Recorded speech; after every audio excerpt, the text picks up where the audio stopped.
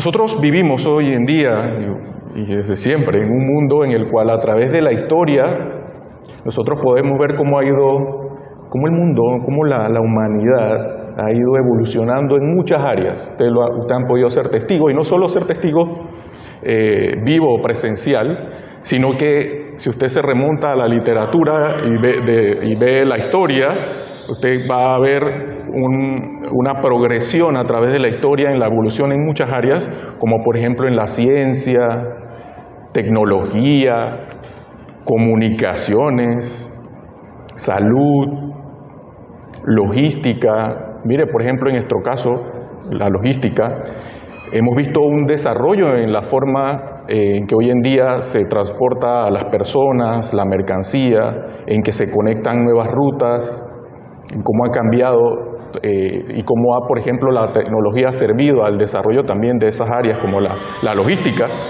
Mire, nuestra ciudad con un metro moderno, cuando en algún tiempo antes de que se hiciera, usted se imaginaba que iba a tener un metro en la ciudad, y pronto una línea de tren que va a conectar las ciudades del interior con la ciudad capital de una manera más rápida y eficiente. Bueno, si pensáramos entonces en este ejemplo, si alguien de la edad antigua pudiera viajar en el tiempo y venir a nuestros días, esa persona notaría un cambio radical en todos esos aspectos. Nunca hubiera podido concebir esos avances en todas esas áreas. Gracias. Pero de igual manera, así como él se sorprendería al llegar aquí y ver todos esos avances, de igual manera, esa persona seguramente vería cosas que no han cambiado prácticamente en nada de lo que él vive en su época de origen.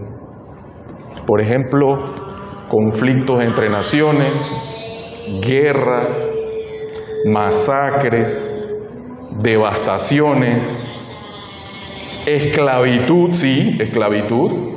Hay diferentes formas, le han llamado ya de diferentes maneras, incluso para no asociarla con la que supuestamente se ha abolido, pero hay esclavitud hoy en día, migraciones masivas. Estas cosas no habrían cambiado en nada con lo que se vive desde aquella época. Todos esos males, hermanos, tienen los mismos factores en común: celos, contiendas entre naciones, odio, y todo con un mismo desencadenante, que es el descontrol en la ira del hombre. Hermanos, la ira es una emoción humana natural, pero cuando se descontrola, es natural, ¿no? Es natural de nuestra condición caída, la ira. Pero cuando ésta se descontrola, puede causar un daño muy significativo en nuestras vidas y en nuestras relaciones. Incluso algunas pueden llegar a desencadenar algunas situaciones que quizás solo esté limitada a nuestro ámbito familiar, pero algunas otras no, algunas otras pueden llegar a trascender naciones, épocas, y hoy en día nosotros vivimos conflictos que iniciaron hace miles de años. Imagínense estar en medio del tráfico, hermanos, después de un día de trabajo, pónganse en esa condición, y alguien se le atraviesa en el camino, que seguramente le ha pasado, le tira el carro, y encima de tirar el carro lo insulta. Yo no puedo generalizar, pero quizás desde su interior va creciendo una oleada de emoción, de ira, que le puede llegar a impulsar a querer gritar y, cuidado, hasta hacer gestos ofensivos. Tal vez en una discusión familiar, una palabra hiriente puede hacer que usted pierda el control diciendo cosas de las que luego se puede arrepentir profundamente y causar heridas muy profundas que puedan deteriorar una relación familiar. Estas situaciones cotidianas son muy comunes, hermanos, y somos tentados día tras día alrededor de ello.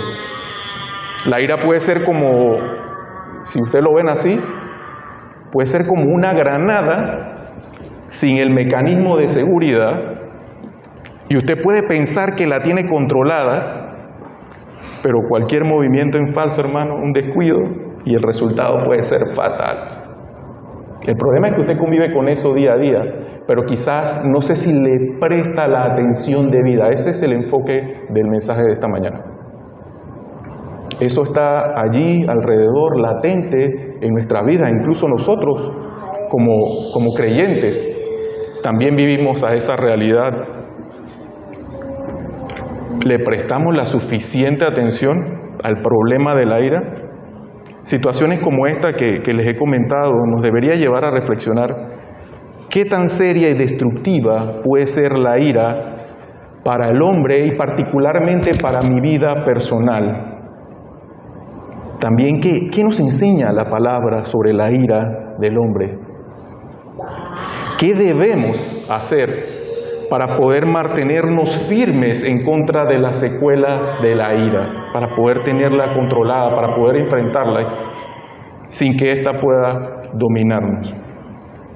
Hoy, hermanos, basándonos en la porción de la palabra en Santiago 1, versículos 19 y 20 y otros pasajes bíblicos, vamos a explorar estas preguntas de reflexión y buscaremos respuestas prácticas y espirituales para enfrentarnos a la ira de manera que glorifique a Dios. Así que yo les invito a que con reverencia de pie me acompañen a la lectura de la palabra base, del pasaje base para el mensaje de hoy, que es tomada de Santiago 1, versículos 19 al 20. Vamos a leerla todos al unísono. Dice la palabra del Señor de la siguiente manera, también lo tienen en la pantalla.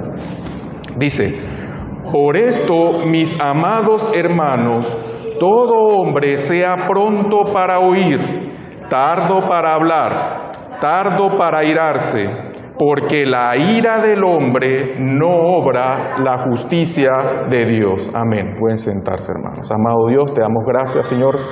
Toda honra y toda gloria sea para ti, Señor, por los siglos. Te damos gracias porque en este momento en especial estamos recibiendo tu palabra, Señor. Yo te pido que me utilices como instrumento y que no pongas criterio mío en nada del mensaje que se va a dar esta mañana, que pueda penetrar en el corazón de cada hermano y cada familia, cada persona aquí, cada familia representada, Señor, y que esa palabra pueda aplicarse en la vida de cada uno, para que también al salir de aquí pueda ser proclamada a las naciones. Toda honra y toda gloria te damos, Señor, este día y cada día. En nombre de tu Hijo amado, nuestro Señor Jesucristo. Amén. Muy bien, vamos entonces a que recibamos este mensaje con el título que reiteramos: la ira del hombre no obra la justicia de Dios. Y la reflexión que hacíamos al inicio, hablábamos de 3 preguntas de reflexión. Vamos a tratar cada una de ellas en el bosquejo del mensaje y empezamos con el problema de la ira del hombre. El problema de la ira del hombre. Sí, la ira del hombre es algo natural, es algo con lo que nosotros debemos convivir desde nuestra condición caída, pero no deja de constituir un problema. El problema de la ira del hombre, hermanos, es tan antiguo como la primera familia. No podría ser de otra forma, hermanos, después de la caída del hombre. ¿Ustedes recuerdan en qué pasaje tenemos unas primeras referencias de las fatales consecuencias de la caída del hombre? ¿Tienen alguna idea? Exactamente, la historia de Caín y Abel, narrada en Génesis 4, versículos del 1 al 16. Una de las primeras, más claras ilustraciones bíblicas de las consecuencias fatales de la ira del hombre. Es el primer asesinato del que pudiéramos tener registro en la palabra. Caín, hermanos, el primogénito de Adán y Eva, se llena de celos y enojo cuando Dios acepta la ofrenda de su hermano menor Abel, pero no la suya. A pesar de la advertencia de Dios, hermanos, si usted lee ese pasaje, a pesar de la advertencia que Dios le da a Caín de que el pecado estaba a la puerta, él había visto que había decaído su semblante, Dios sabe la condición de cada uno, pero él le pregunta a Caín para que Caín de su propia palabra se manifieste a Dios y exteriorice lo que siente. Y Dios le hace una advertencia, que el pecado estaba a la puerta y que él debía dominarlo. Caín permitió que su ira y resentimiento crecieran, llevándolo a asesinar a su hermano en un acto de violencia impulsiva. Esa tragedia, hermanos, no solo resultó en la pérdida de la vida de Abel, sino que también marcó a Caín con una maldición y exilio, ilustrándonos cómo la ira no controlada puede llevar a actos irreparables y a una vida de sufrimiento y aislamiento. Siempre en este pasaje yo quedo con la reflexión, siendo esa primera ocasión que ocurre esto, ¿cómo habría Caín supuesto hacer esa acción contra su hermano? Quizás, muy seguramente, él había visto la toma de la vida de animales para sacrificio. Y él practicó eso con su hermano. Asesinó a su hermano. Obviamente, él debía saber que Dios debería estar en conocimiento de todo, pero incluso cuando Dios lo aborda, lo hace hasta de una manera irrespetuosa y con sarcasmo. ¿Acaso soy yo guarda de mi hermano? Cuando se hablaba de guarda, era porque Abel era guarda de las ovejas que tenían para sacrificio, y él sarcásticamente le dice a Dios: ¿y acaso soy yo guarda de mi hermano? Si nosotros meditamos en este pasaje, la raíz de la ira, hermanos, no estuvo en Abel y su ofrenda, la cual le fue agradable a Dios, no solo porque fue la mejor que tenía dispuesta Abel para el sacrificio, no solo por eso, sino porque fue ofrecida en obediencia, conforme a como Dios había dictaminado que se hiciera el sacrificio. Todo lo contrario a Caín. Caín no estaba centrado en Dios y la ofrenda que le era agradable a Dios. Él estaba centrado en sí mismo y dio la ofrenda que él quiso dar. Encima quería la aceptación de Dios. Ellos sabían muy bien, hermanos, cómo debían ofrendar. La raíz del problema, hermanos, de la ira, se encuentra en el yo, en nuestro ego. Ahí se encuentra la raíz más profunda de la ira. Generalmente cuando sentimos ira, lo primero que pensamos es en las condiciones que nos llevan a ese estado. Sin embargo, la raíz no se encuentra en esas condiciones, se encuentra en tu interior, nace de tu interior. La raíz del problema de la ira es el yo. Se está centrada en el ego o el yo. El problema de la ira centrada en el ego o el yo es un tema que debemos tomar muy en serio, amados hermanos.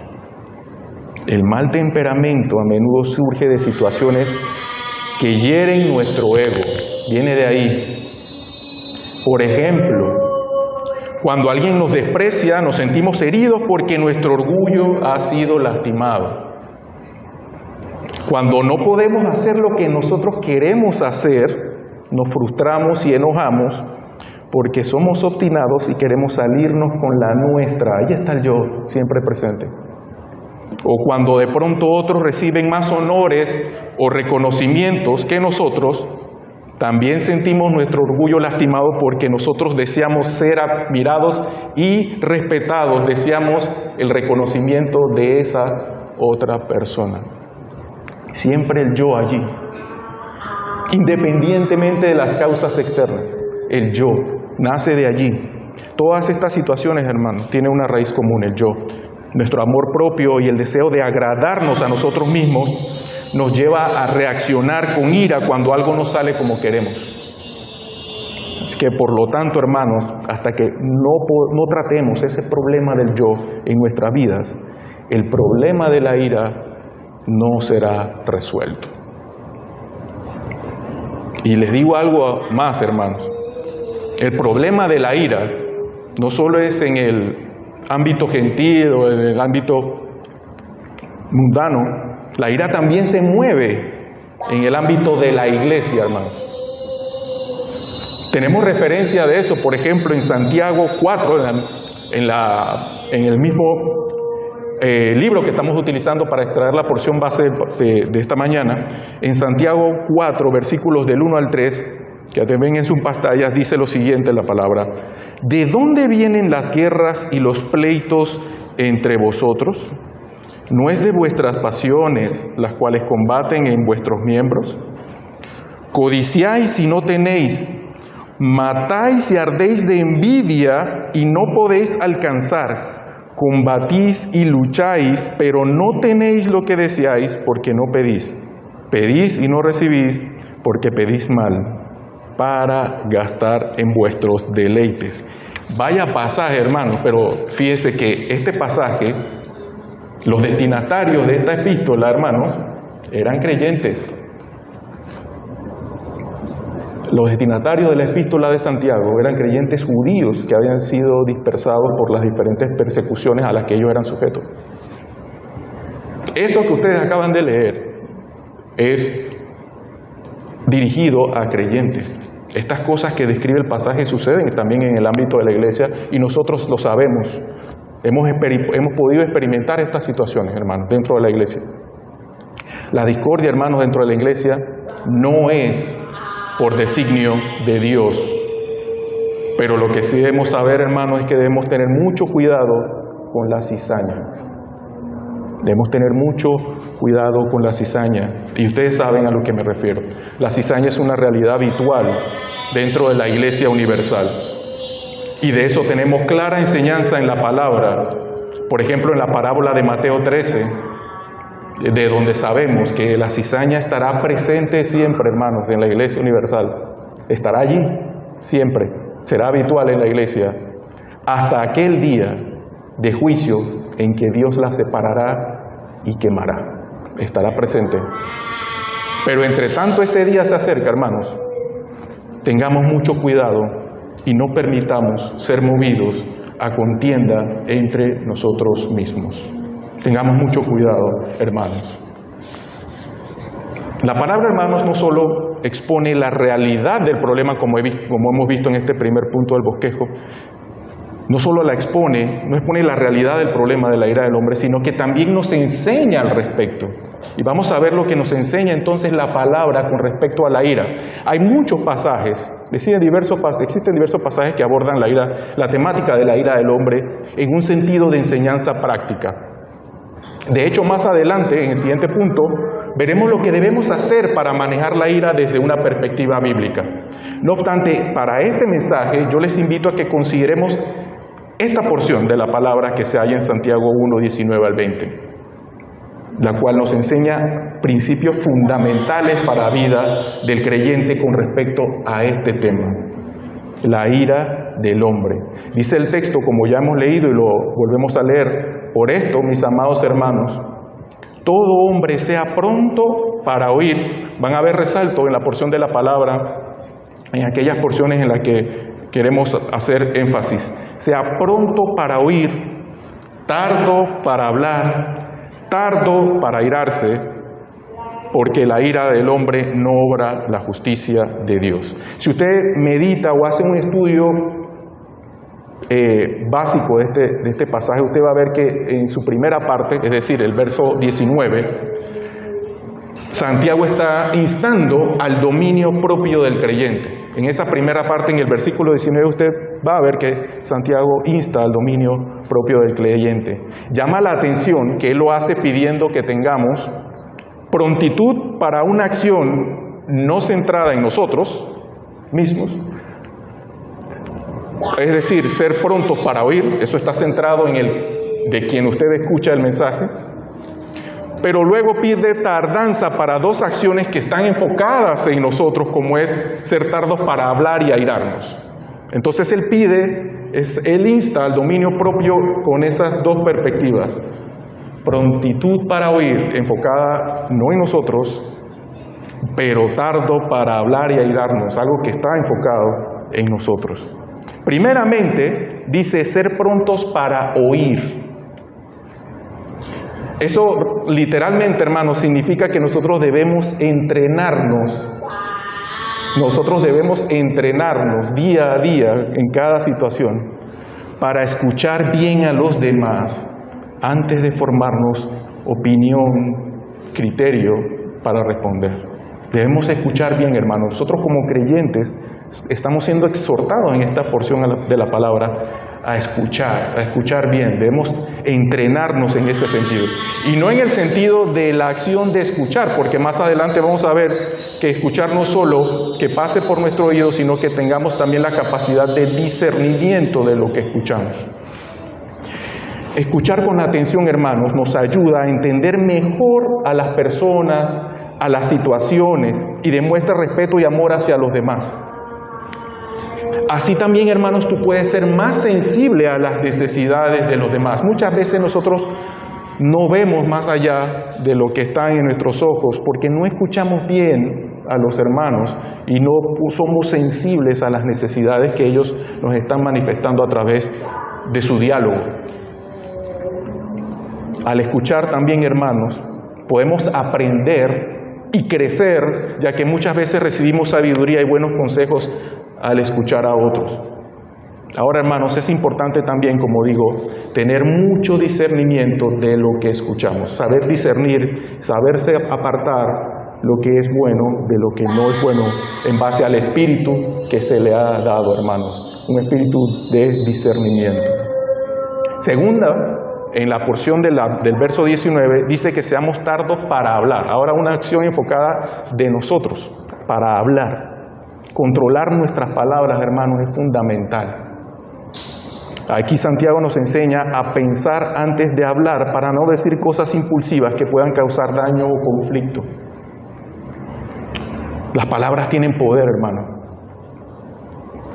Tienen poder para lastimar, para edificar, para muchas cosas. Usted puede construir o destruir con una palabra, con tan solo una palabra. Debemos ser lentos para hablar. Eso nos permite poder responder de una manera más sabia y reflexiva, siguiendo el ejemplo de Jesús, hermanos, quien siempre habló con gracia y verdad. Eso también nos ayuda, hermanos, a evitar malos entendidos, que se da mucho en el ámbito de la iglesia, y a promover la paz en nuestras relaciones. Ahora, el tercer punto dice, ser tardos para airarse, también enfocado en nosotros. Y como hemos visto, la ira descontrolada suele ser destructiva y no refleja el carácter de Dios. Al controlar nuestra ira, hermanos, nosotros mostramos paciencia y amor, siguiendo el ejemplo de Cristo. La palabra de Dios nos llama a vivir en paz y armonía, y para ello es esencial que manejemos con sabiduría, con paciencia nuestras emociones, de manera que honre a Dios y edifique a los demás. Créame que si usted está en una conversación con otro hermano y usted demuestra esto, usted está rindiendo testimonio a ese hermano y se lo está ganando. Pasando al verso 20, descubrimos entonces la razón por la cual se nos insta a ser tardos para la ira. Y esta es una enseñanza clave, es el corazón del mensaje de esta mañana y que debemos tener muy en cuenta. Dice, porque la ira del hombre no obra la justicia de Dios. Lo que esto significa, hermanos, es que la ira del hombre, que suele ser una respuesta emocional impulsiva, no produce la justicia que Dios demanda. Cuando no se controla la ira humana, lleva a acciones pecaminosas o injustas que no reflejan el carácter de Dios ni contribuyen a su propósito de justicia, de paz, de reconciliación a la que somos llamados como un ministerio dentro de la palabra. Volvemos al ejemplo de Caín. A pesar de que Dios advirtió a Caín sobre el peligro de su ira y le aconsejó dominar sus emociones, véalo allí en Génesis, Caín no lo hizo y en lugar de buscar justicia o reconciliación, Caín dejó que su ira lo consumiera.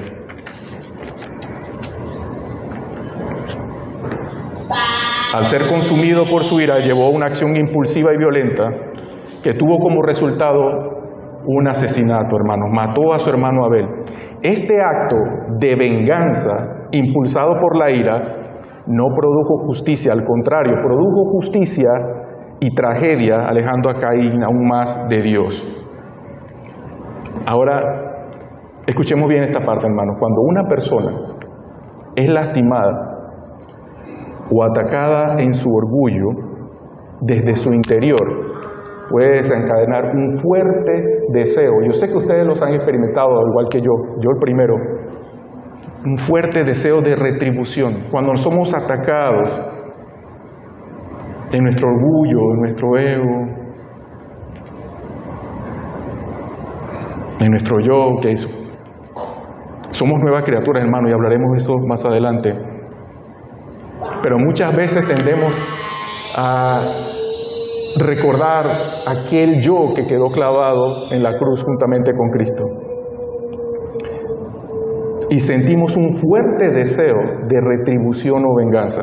Ese es un deseo carnal de justicia que no corresponde con la que Dios demanda del hombre. Usted ha escuchado la frase, se tomó la justicia por sus manos. Desde la perspectiva de Dios, que es la que vale, es al contrario, se tomó la injusticia por sus manos. Dios no demanda buscar retribución. Esa justicia le pertenece a Él. Él nos demanda justicia de restauración, como hablamos en un mensaje anterior, que es devolver al débil, al oprimido, al menos privilegiado, su dignidad como portador de la imagen de Dios. Esa es la justicia que Dios demanda, y no tolerar opresión sobre Él. Esa es la justicia que Dios nos demanda. Es una justicia restaurativa. La retributiva es de Él. ¿Y cómo tenemos sustento bíblico de ese principio? Lo tenemos contundentemente en Romanos 12, versículos 19 al 21. Observen lo que dice esa porción de la palabra.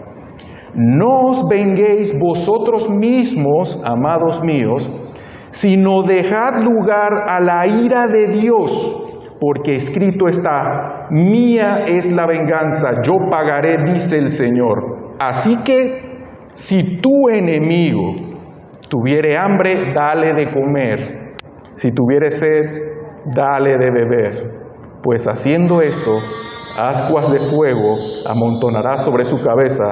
No seas vencido de lo malo, sino vence con el bien, hermano. Más claro imposible, hermanos. Y lo más impactante de este pasaje es que no se nos da el vaso medio lleno o medio vacío, el margen de lo que se nos demanda expreso en este pasaje está claro. Allí ni siquiera dice que cuando imparta justicia, no dice que si tu prójimo tuviere hambre, dale de comer. Allí claramente dice, si tu enemigo, no es que no le vas a dar a tu prójimo, pero ahí está el extremo. Si tu enemigo tuviera hambre, dale de comer. Quizás ese mismo que te llena de ira. Él demanda justicia, la retribución es de Él. Él a ti te demanda devolver la dignidad del menos favorecido, porque es portador de la imagen de Dios. Esa es la justicia que Él demanda de nosotros. Cuando nuestra ira se basa en nuestras emociones, en nuestra carne, esa ira no obra la justicia que Dios demanda de nosotros. Ese es el mensaje medular de esta mañana. Y es importante saberlo porque muchas veces tenemos un concepto de la ira un poco vago. Y muchas veces quizás también cuando nos enfrentamos a situaciones en las que estamos envueltos en esta condición, en este problema que ya hemos visto expuesto y hemos visto cómo la palabra lo señala y nos enseña al respecto. Entonces la medular parte de saber cómo enfrentarlo y cómo controlarlo no la utilizamos, que también está dentro de la palabra. Hay una serie de pasajes que yo les he compartido ahí y ustedes pueden seguir, pero vamos a ver uno a uno lo que dice la Biblia de qué debemos hacer para estar firmes contra ese problema. Noten lo que dice la Biblia sobre cómo estar en guardia primeramente contra la ira. Leyendo Proverbios 22, 24, 25 dice, si ustedes lo pueden seguir en sus Biblias, yo se los voy a leer desde acá. No te entremetas, así dice la palabra en Proverbio, no te entremetas con el iracundo, ni te acompañes con el hombre de enojos, no sea que aprendas sus maneras y tomes lazo para tu alma. La Biblia nos enseña a evitar a aquellos con problemas de ira. Puedes contagiarte, hermano. La Biblia nos advierte que no debemos asociarnos con personas que tienen un temperamento iracundo, ya que su comportamiento, hermano, puede influirnos negativamente. La ira puede afectar no solo a la persona que está enojada, sino a quienes le rodean. Dice la palabra también en Proverbios 19:11, la cordura del hombre detiene su furor, la cordura del hombre detiene su furor, y su honra es pasar por alto la ofensa. La Biblia también nos dice, elige ignorar las ofensas hechas contra ti. Elige ignorar las ofensas hechas contra ti. Podrá parecer difícil, hermanos, pero el Señor nos ha dotado de un espíritu que nos da capacidad para hacerlo.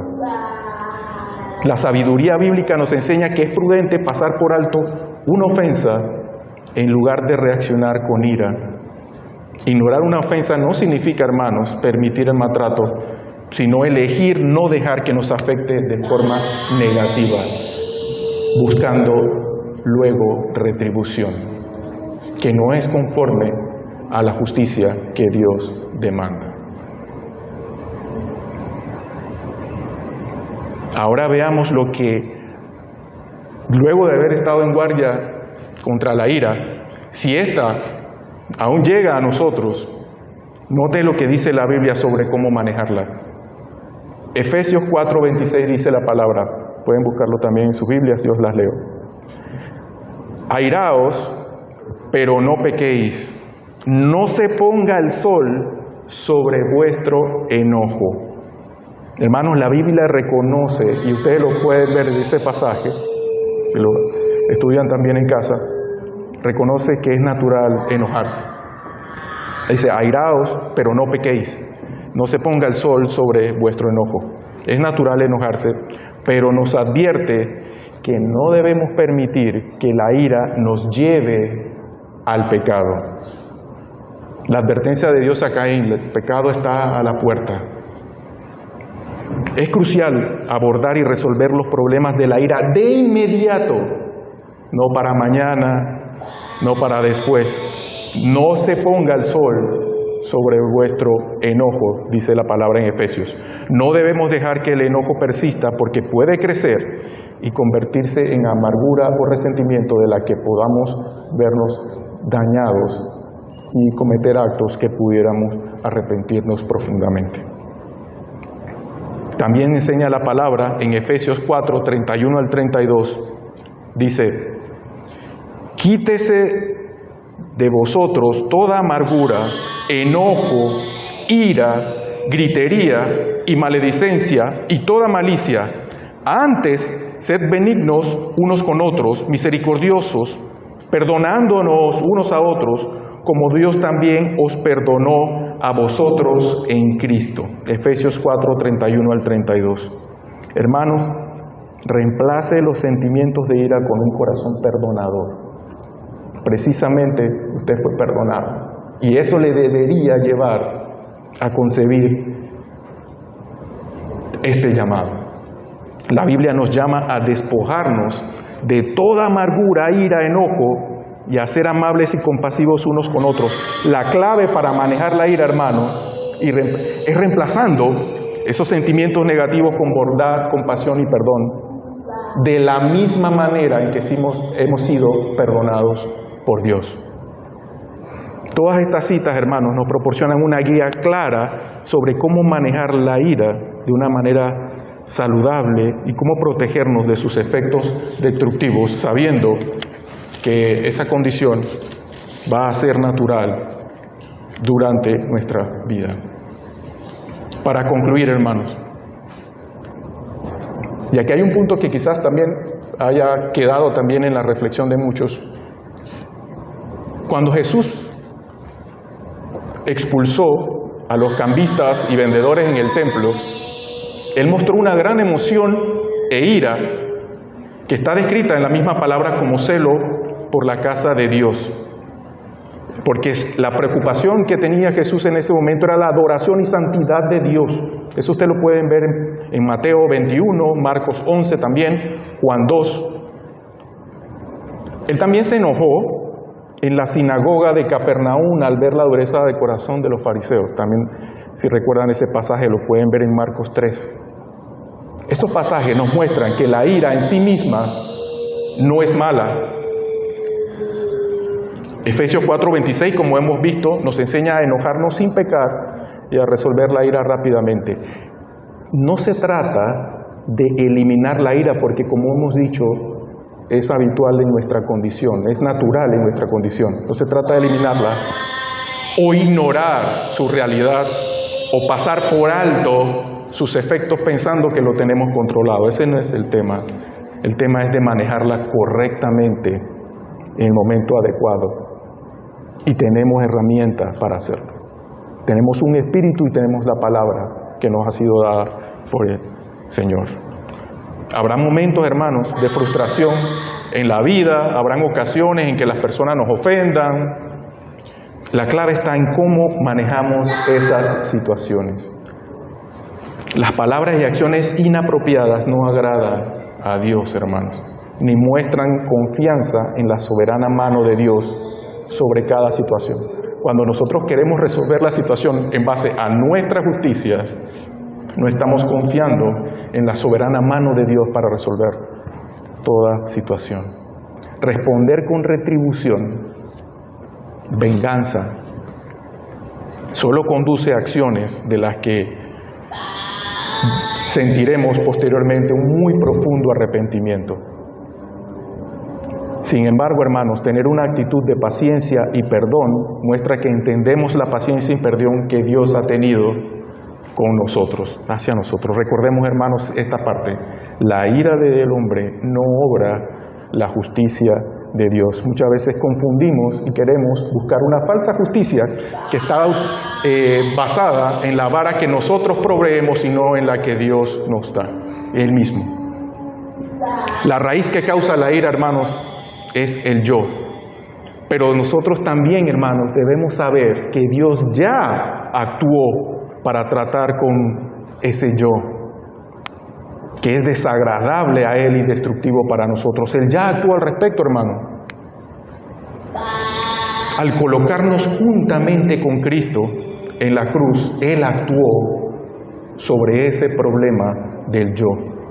Hay dos realidades grandes y verdaderas que tenemos del Evangelio, y muchas veces enfocamos solo en una de ellas más que en la otra.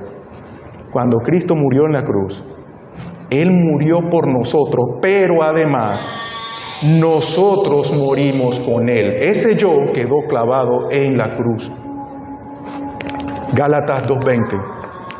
Con Cristo estoy juntamente crucificado, ya no vivo yo, mas vive Cristo en mí. Y lo que ahora vivo en la carne, lo vivo en la fe del Hijo de Dios, el cual me amó y se entregó a sí mismo por mí. La mejor manera, hermanos, de manejar nuestros sentimientos de ira no es expresarla sin control, hiriendo a otros, y tampoco guardándola en nuestro interior, porque eso nos produce daño a nosotros mismos. La mejor manera es confesarlo a Dios. Al hablar con Él, hermanos, nosotros podemos desahogarnos sin pecar y encontrar calma en su presencia. No andemos, hermanos, con esa granada sin seguro en el bolsillo, pensando que la tenemos controlada. Eso en cualquier momento puede desencadenar algo muy peligroso. Acudamos a quien puede desactivarla con toda seguridad. Confíe en Dios y derrame su corazón delante de Él. Que el Señor bendiga esta su iglesia esta mañana, hermanos. Maranata, Cristo viene pronto.